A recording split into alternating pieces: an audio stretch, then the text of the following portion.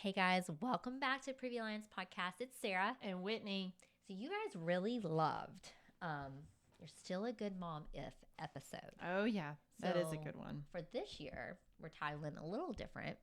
My mom truth is.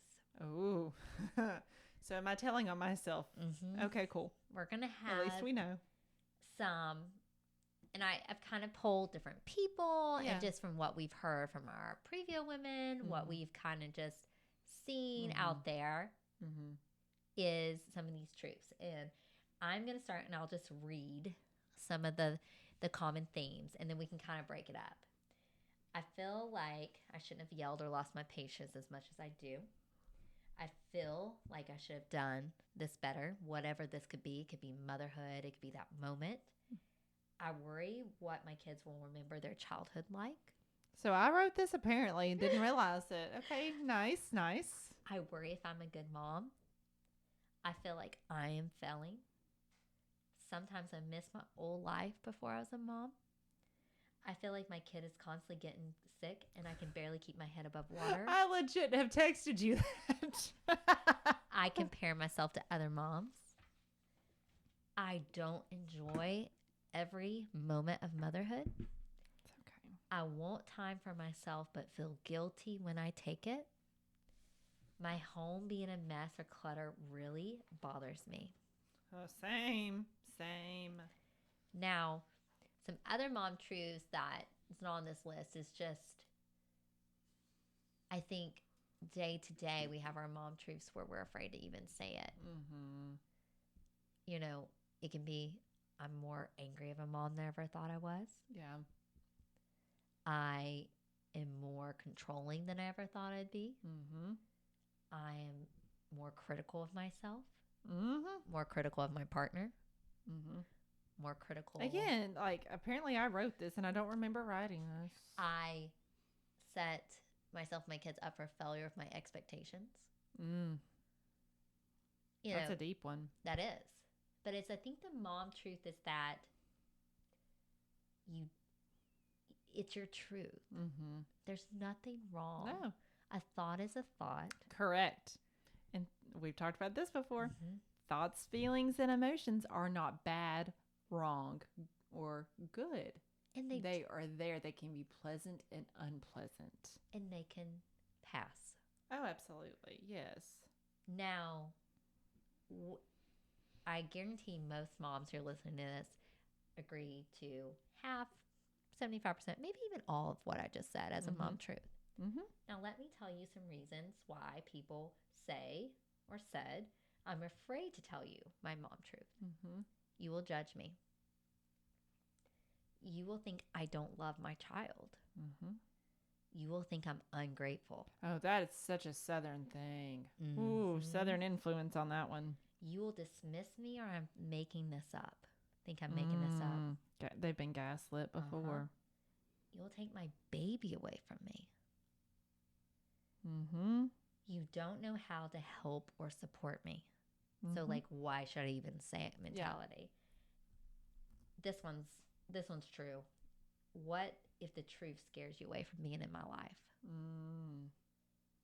So I could really dive deep on that. But let's dive. That's some people-pleasing stuff right there. Yeah. That is an anxious person at root. And that also tells me that as a child, they were always told that they weren't good enough. Yeah.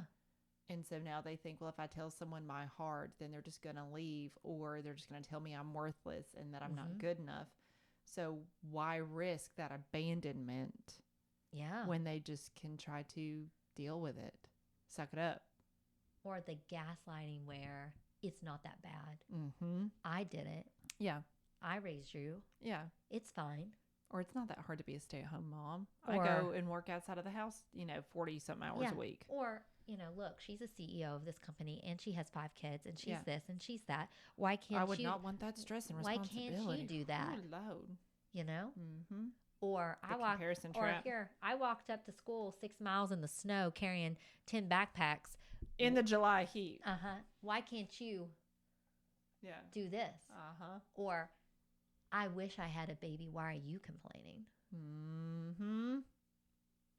or you asked for it. You knew you know how to make a baby. You knew what was going to come your way. Exactly. Or everything's fine. Why would you complain? Oh, that drives me up a wall. Uh-huh. Because here's the thing. My heart is hard. Your heart is hard. Nobody else's challenges or difficulties invalidate somebody else's. Right. So the whole, well, you have a child and I can't have one. Why are you complaining about your child? Well, maybe that child is a difficult child. Maybe it's a colicky baby. Yeah. Maybe that child has special needs. Maybe they are a terrible two, like both my children have been, and they're having a tantrum in the middle of Publix. Uh-huh. I don't know. Mm-hmm. But that is hard. And it is also hard that that person is going through infertility or miscarriage. Yes. They are different hearts. They are different. Right. But one does not invalidate or negate the other. No. Mm-mm. So let's stop comparing our hards. Let's just quit comparing our hards. It is all hard. And then I feel so sad for moms who feel like they can't say their truth. Yeah. Because of the judgment and the shame. Mm-hmm.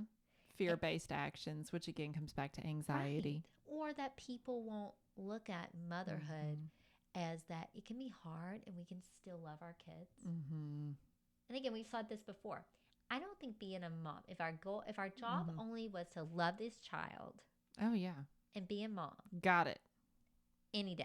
Can do that. You throw everything else.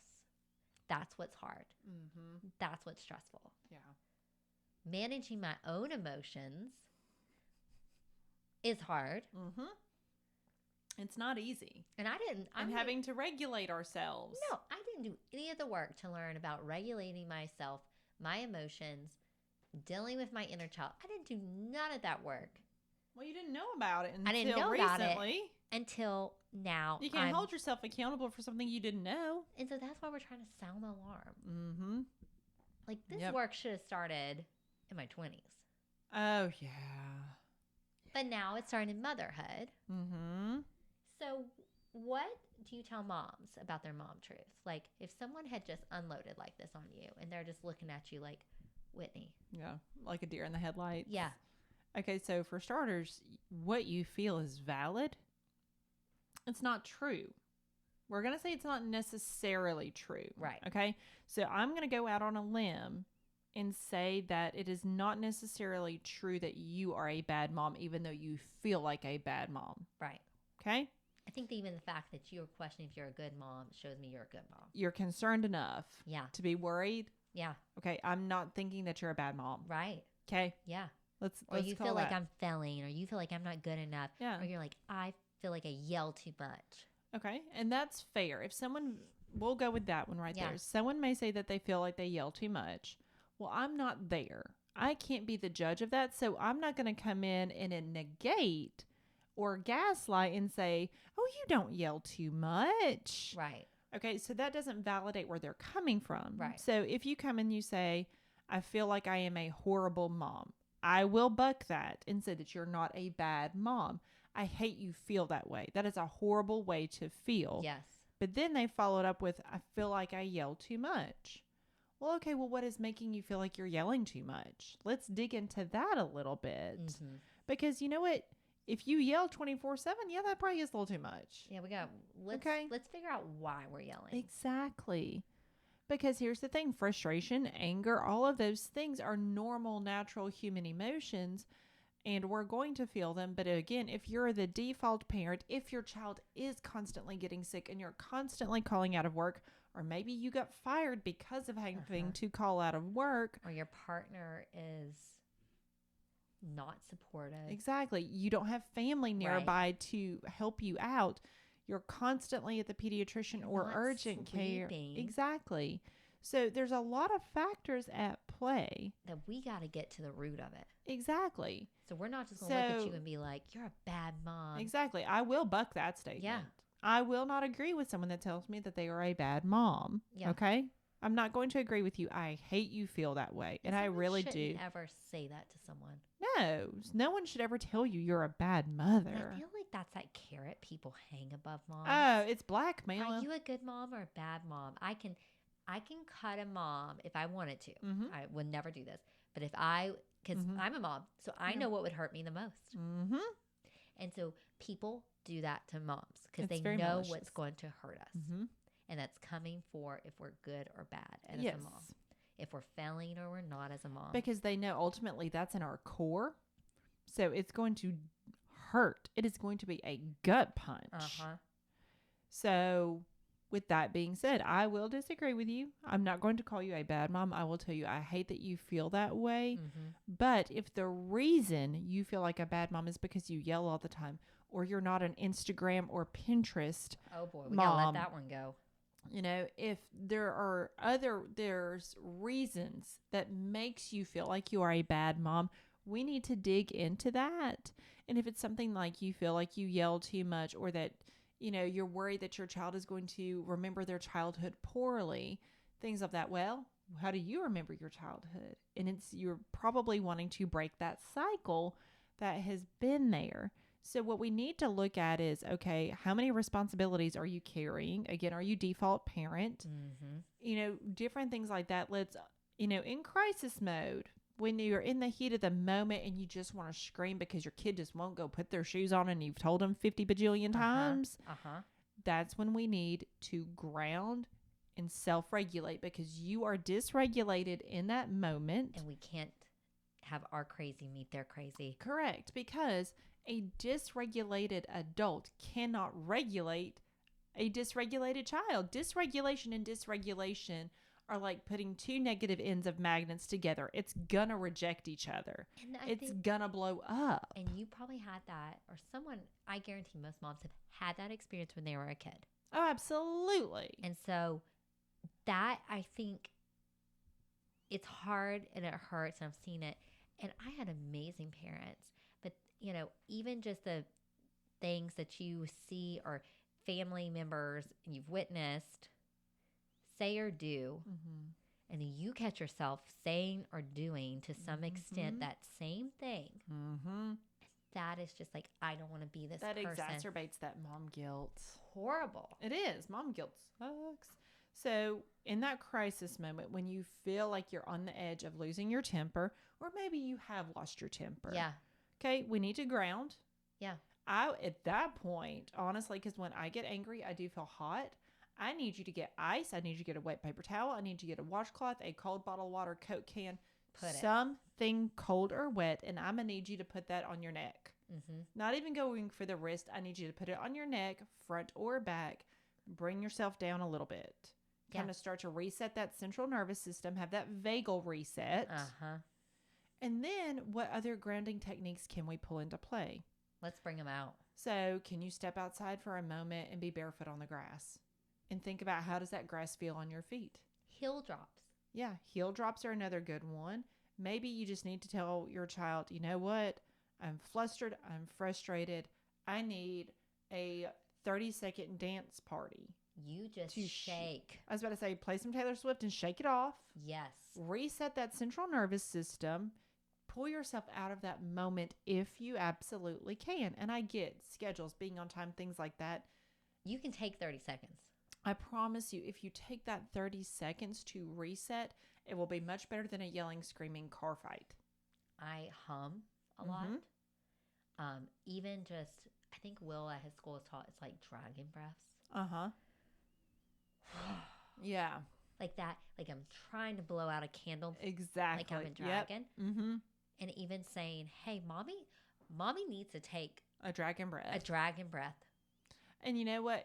Because mommy's being a dragon right now. Well, and fire breathing. I don't want to burn down the castle. I mean, sometimes things happen. Okay. You know, we're not perfect here, listeners. No. Just hear that. But I need to put out the fire I started.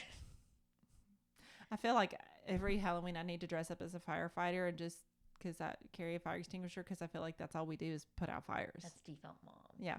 Yeah. But I actually had this almost little light bulb moment after I mentioned the car fight. Let's just say something happens in the car. Oh boy. Like things are fine when you get into the car, but while in the car, that's when the dysregulation and the butting of the heads takes place. For us, it's definitely strapping baby James in. Yeah. And then we lose it with Will a lot over like a snack or a toy that's forgotten or can't be reached. So I would say a form of regulation and grounding that you can use is rolling the windows down. We do that. Or, even if it stops screaming tantrums. Oh, yeah. It's fabulous. It distracts them. Yeah. So again, distraction. Because you have to pull your head. It's like your mind and your body is like on this level. And maybe we need to crank up the AC fan a little bit. Let it hit us. Cold. Because, maybe it's raining outside. I don't know. So crank up that AC a little bit. If you have a sunroof, again, if it's raining, only do the cover back. Yeah. Just something to let in a little more light. Something to distract you. Focus on what the rain sounds like. You're distracting your body to recalm yourself. Correct. To bring you back. And it's... Yes. And then people are like, wait, what are you talking about? Okay, because we've never taught this. No. Okay, this should have been taught. This should have been part of our day-to-day. Way back when. That's my soapbox. Yeah. Okay, we were not. So now we're thrown into motherhood. Yeah. With all the hormones. Let's not even talk about postpartum depression, anxiety. We're talking about just our day-to-day. Yeah, so I love how in high school we were taught about parallelograms instead of emotional regulation. Okay. I don't use parallelograms in my life. I could not tell you the last time I did any work with a parallelogram. No, and I'm going to probably have to have a tutor for my children when they teach that when they come to high school because I'm going to be like, Mommy don't know that. Yeah, no. Come to me for grounding. Sis, it's been 2 decades. Yeah, we ain't got that. Yeah, hot minute. So we'll find you somebody to help you with that. But in the meanwhile, when you get frustrated with a parallelogram, I'm your mom. I got you. I have been teaching you this all along. Yeah. So these mom truths aren't the fact that, like, we got to reframe this. Like, we all have our mom truths, but why do we feel this way is what is happening in our life to make it feel this way. What things do we have on our plate? Yeah. That is breaking. All the things? That is dropping. Do we have all the things on our plate? Because if you do, it's too much. And again, reframe. What is realistic? Yeah. What can you realistically manage and what can you not? And you cannot carry the weight of people's happiness. No. Let's just put that out there. Yeah. Again, we've said it before. You are not responsible for other people's thoughts about you, their actions, or their words or reactions to you. Either are your children. And as a mom, we take on that our kids. So it's like you take on, my kid has to do X to make this person happy. So you're not only just taking it on for yourself, you're taking it on for your children. Yeah. And you got to let both of that go. Exactly.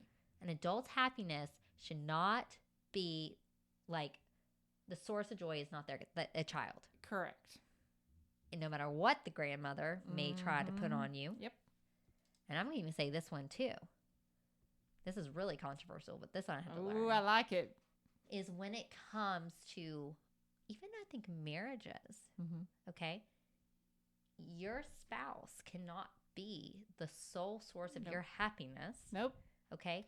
And then as a parent, your child is not yours. And it's not fair to put that on them. Because you see that in enmeshment, which we talked about before, where mother-in-laws may think that the daughter-in-law has brainwashed and changed their son, when in reality, it was never that son's role to fulfill their mother in that way. Yep. So it was not the daughter-in-law. No. It ain't the grandkid. Nope. It's the mother-in-law who's never did the work and realized there's some projection going on.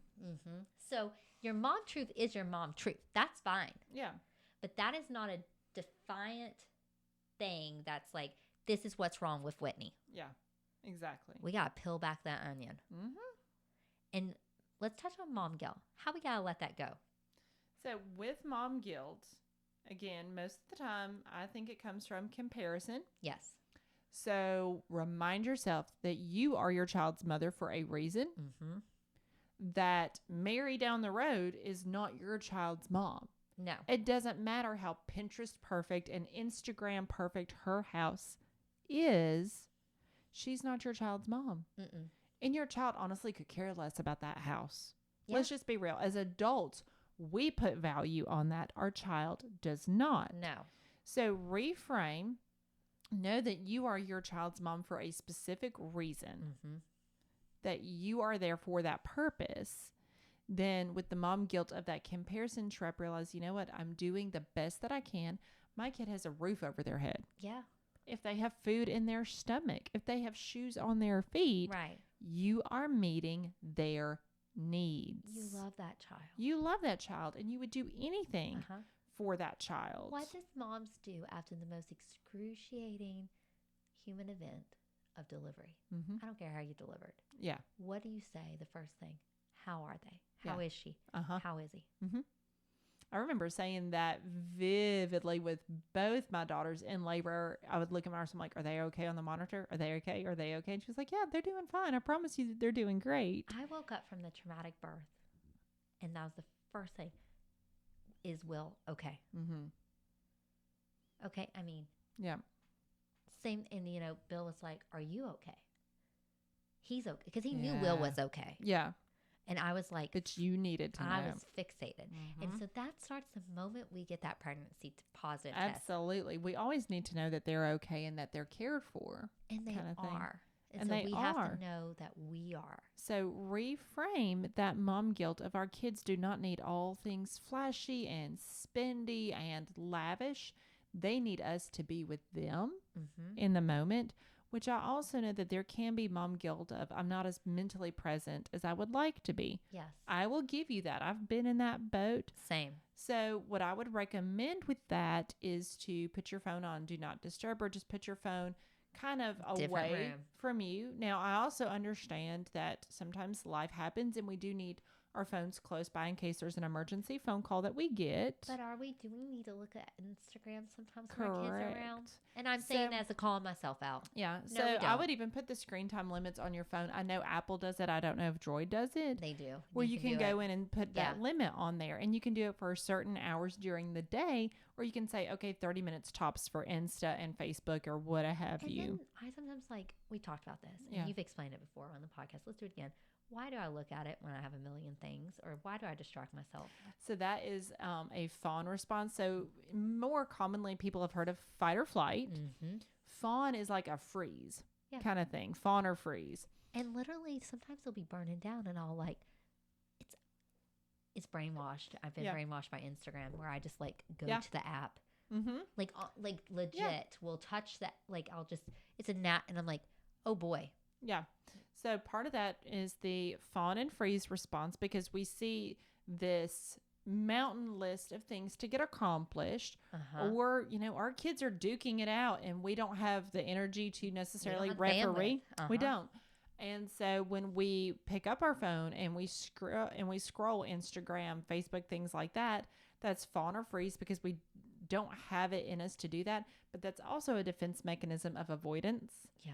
Because it's anxiety inducing to think, okay, I have 20 things that I need to accomplish, or I need to go referee this. Man, there's no bloodshed. Let me go do this because I can control this. I can control my phone-ish. And so we do that as a way of escaping. And it's almost like a protective measure, because our brains are in overload. They're in overdrive. So we're like, well, if I just scroll, it's all good. I can be a little numb to it. I can avoid it. Now, that being said, that problem is still going to exist when you stop scrolling. Oh, it's probably going to end up in bloodshed at my house. Sometimes we do need that step back. That pause. Sometimes we need that pause. But I need to pause limits. Differently. I need to pause with my shake it off. Yeah. I need to pause with my deep breaths. Even the butterfly tapping. It's great. And so. Or even, what is it? I was seeing it where you just almost like the raindrap fingers. Yes. I don't know that that's the correct term but we're gonna call it. But that's what everybody I call knows it. what that means. Yeah. And so again, if you do find yourself scrolling as a little bit of an escapism or avoidance, that is okay to an extent. I would really say put a time limit of no more than 5 minutes. Yeah.